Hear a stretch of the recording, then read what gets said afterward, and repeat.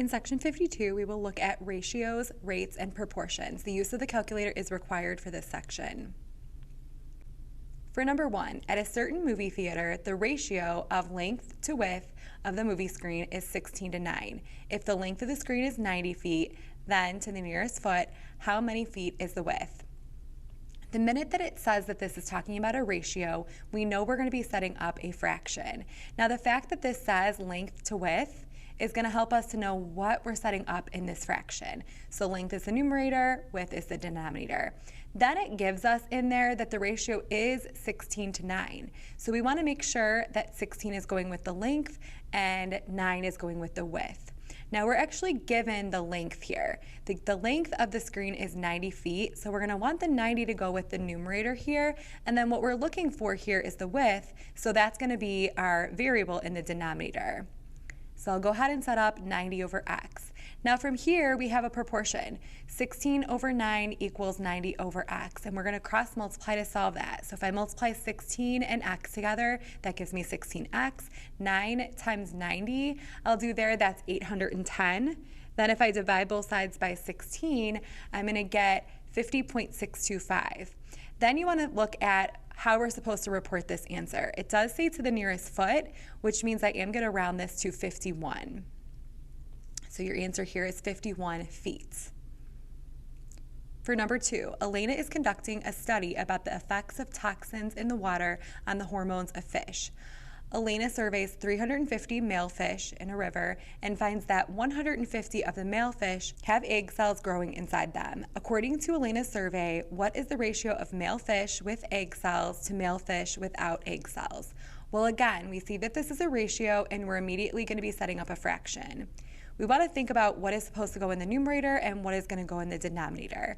And because it says with first, that's going to go in the numerator, and then 2 without, that makes without the denominator. So now we want to think about what we have here. It says she surveys 350, and that's the total. She finds out that 150 of them have the egg cells, so that's the width part. I can put that in the numerator, but I need to think about what that denominator is going to be. There's 350 total, and 150 of them have the egg cells. So I'll want to do 350 minus 150 to get 200, and that would be the without part. So now I can set it up as 150 over 200. Now we want to think about what are we asking to find here. It just wants to know what's the ratio. So if I take 150 divided by 200 and I reduce that, it's going to reduce to 3/4, or we could report that as 3 to 4 written with the colon in between. For number 3, Raheem is trying to calculate the distance of his upcoming road trip from Atlanta, Georgia to Nashville, Tennessee. The scale on his map shows that every 1 inch on the map equals 300 miles. On the map, Raheem measures the distance between Atlanta and Nashville to be 5/6 inches. To the nearest 10 miles, how many miles will Raheem have to travel from Atlanta to Nashville during his road trip? So again, we're looking at the scale, which is the same thing as looking at the ratio. We're going to start by figuring out what's in the numerator and what's in the denominator. So since I'm looking at inches to miles, that's why inches is the numerator and miles is the denominator. And they're giving us that figure. It's going to be 1 to 300. Now, what we're looking at is we have the inches part of this.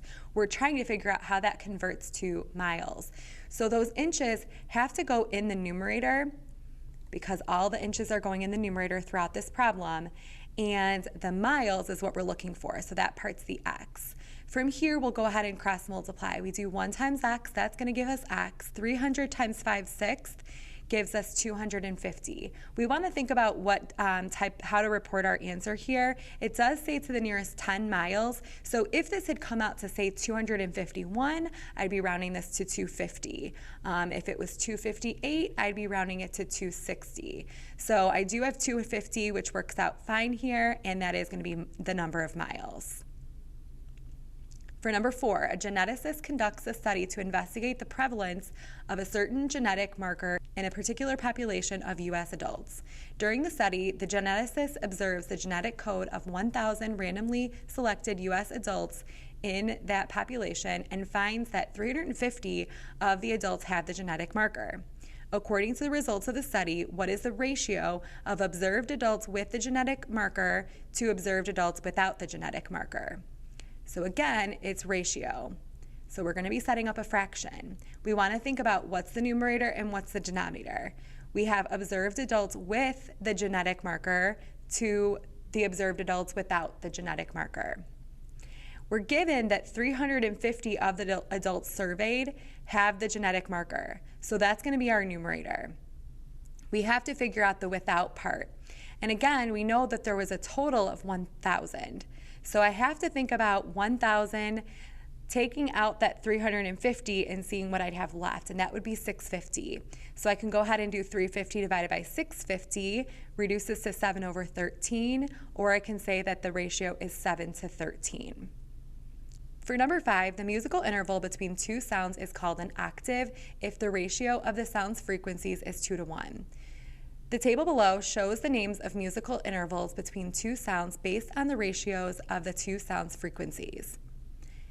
If a sound is played with a frequency of 480 hertz and a second sound is played with a frequency of 800 hertz, what is the name of the musical interval between the two sounds? So again, we're looking at the ratio here, and it's the two different sounds. We have the first one and the second one.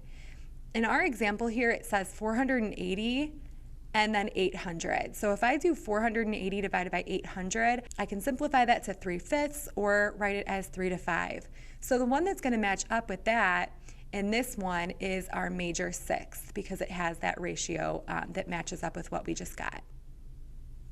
For number 6, the maximum occupancy of a room is the total number of people who can be in the room without causing a fire hazard. In a large room, a fire safety code states that the maximum occupancy is 1 person for every 7 square feet. A college is hosting a concert in a hall that is 14,721 square feet, and 1,000 people are expected to attend. According to the fire safety code, approximately how many more people can attend the concert without causing a fire hazard? So again, we're looking at a ratio, and it does talk about people per square feet. So we can set it up like that. And what we know here is that there is going to be 1 person for every 7 square feet in this ratio. So now we want to think about the size of this actual hall.